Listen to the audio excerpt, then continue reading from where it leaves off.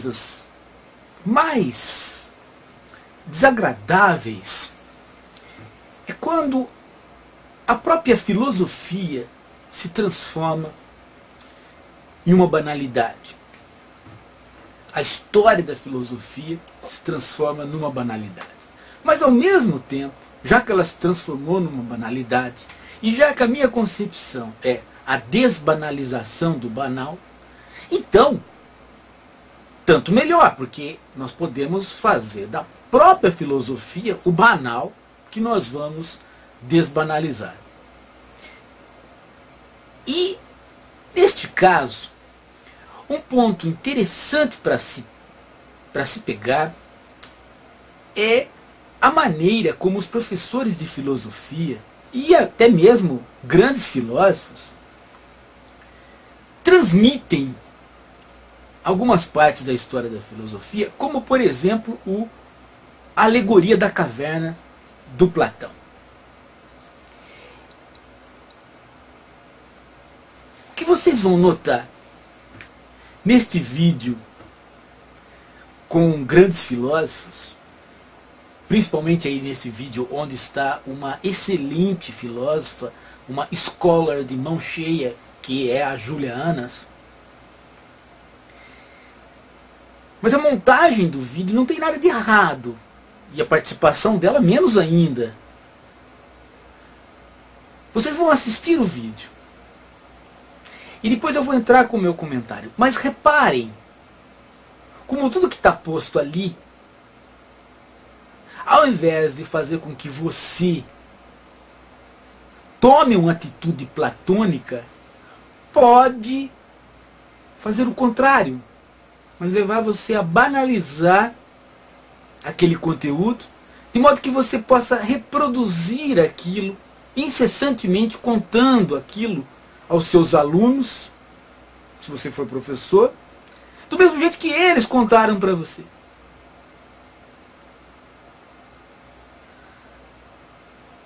Ok? Vamos para essa experiência? Reparem só como há aí uma banalização.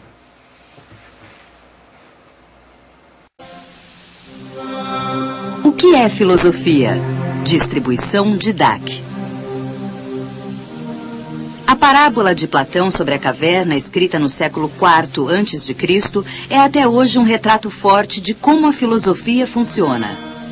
Quem explica é Sócrates, o professor de Platão. Agora eu vou descrever a situação humana numa parábola sobre ignorância e aprendizado. Imagine homens morando numa caverna subterrânea cuja entrada é um longo corredor que sobe do chão até a luz lá fora.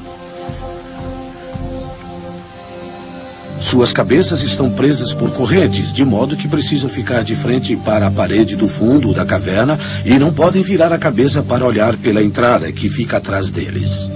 Atrás deles, não muito perto, quase na entrada da caverna, há um fogo aceso, e os objetos que passam diante do fogo projetam suas sombras na parede do fundo, onde os prisioneiros as veem em movimento como se fosse um filme.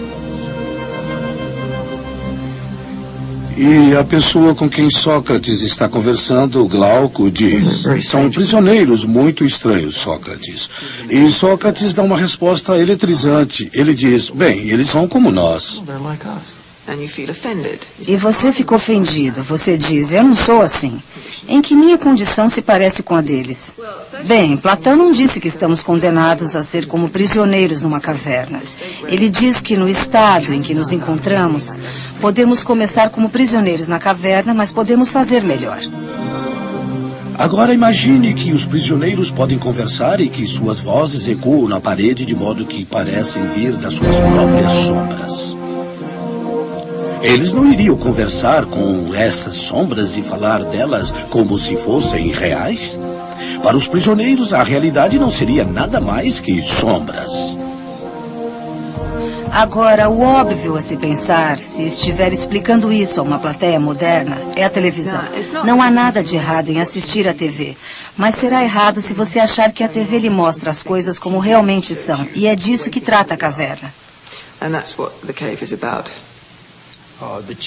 As correntes são as maneiras habituais de se pensar no mundo e na nossa condição.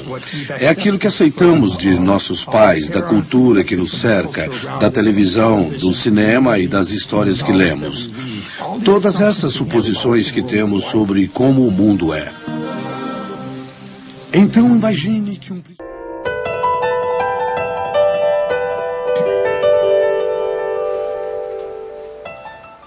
Perceberam? Não? Vejam só. A caverna é comparada à televisão. É comparada a tudo que você escuta. Correto. Porém, quem não está participando da filosofia, quem toma isso como uma história a mais, portanto como algo corriqueiro, vai fazer filosofia com isto? Não, ao contrário. Ao contrário. Por quê?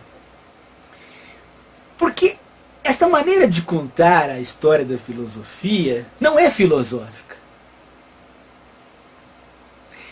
Ela mantém a história da filosofia na sua banalidade de história, de historinha. A caverna de Platão, a rigor, não é a televisão. A metáfora que ela usou é uma metáfora velha que os professores vêm usando e que, em vez de trazer o estudante para a filosofia, o afasta. Ou então faz dele um sabichão. Ele pensa que está sabendo filosofar, mas não está. Por quê? Porque está faltando aí o contexto de integração da sua alma na filosofia. Por exemplo, o que Platão está dizendo, o que Platão está dando combate ao fazer esta alegoria, é que quem está na caverna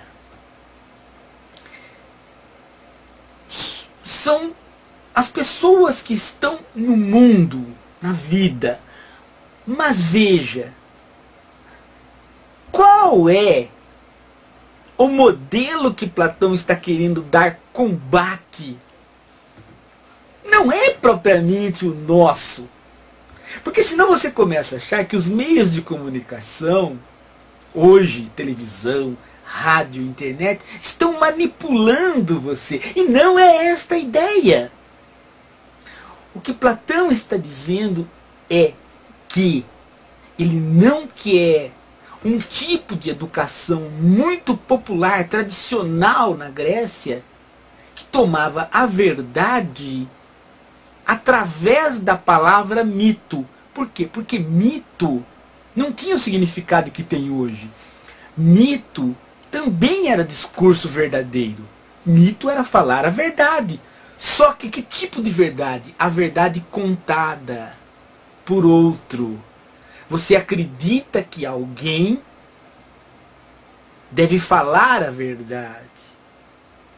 Então você ouve, né? É uma educação onde você ouve o Rapsodo, aquele poeta que canta a Ilíada e a Odisseia como Homero, ou o próprio Homero.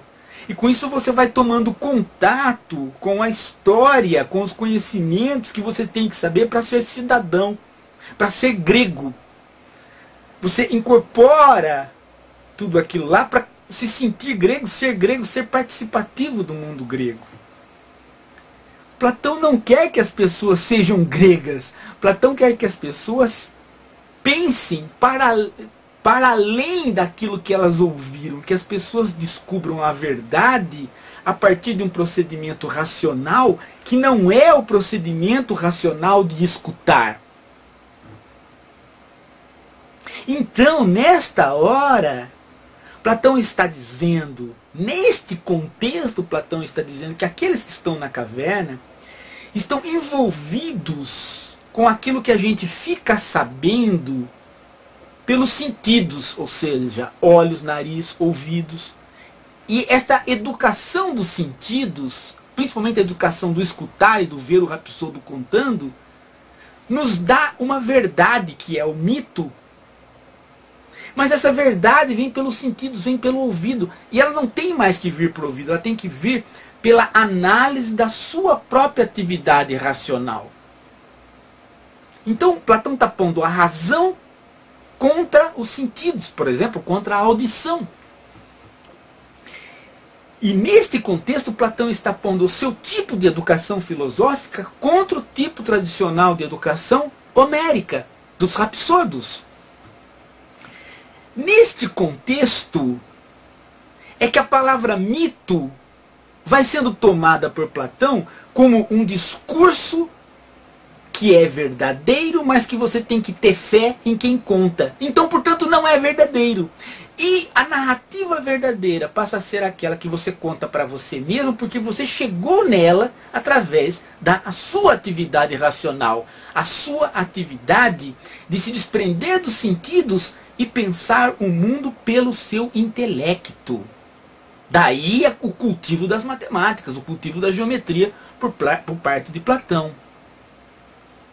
Então, aí sim a história da filosofia ganha o sentido que precisa ganhar para você participar da atividade filosófica.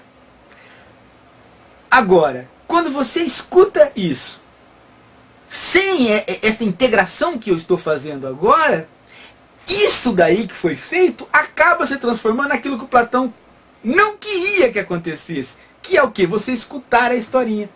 Então, as Julianas aí e o vídeo acabam não trazendo você para a filosofia, acabam fazendo aquilo que Platão não queria, ou seja, que você ficasse escutando o Rapsodo.